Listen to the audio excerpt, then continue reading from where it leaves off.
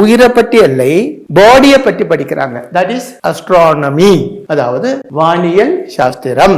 அதுக்கப்புறம் கெமிஸ்ட்ரி, அதாவது ரசதந்திரம், ஜியோமெட்ரி, கஷேத்திர கணிதம், பிசிக்ஸ், ஊர்ஜ கணிதம், பிலோசபி, தத்துவ சாஸ்திரம், பிளஸ் அஸ்ட்ராலஜி, ஜோதிஷ சாஸ்திரம். இந்த ஜோதிஷ சாஸ்திரம் அஸ்ட்ரானமி, அஸ்ட்ராலஜி.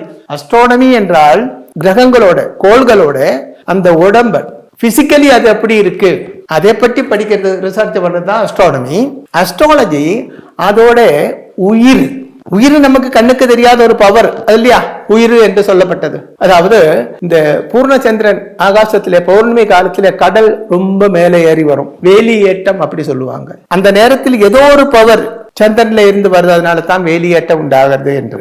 அந்த மாதிரி இருக்கப்பட்ட பவர் எல்லா கிரகங்களுக்கும் இருக்கத்தான் செய்யுது. அந்த பவர் தான் நம்ம வாழ்க்கையிலே திருப்பங்கள் உண்டாக்கப்பட்டது.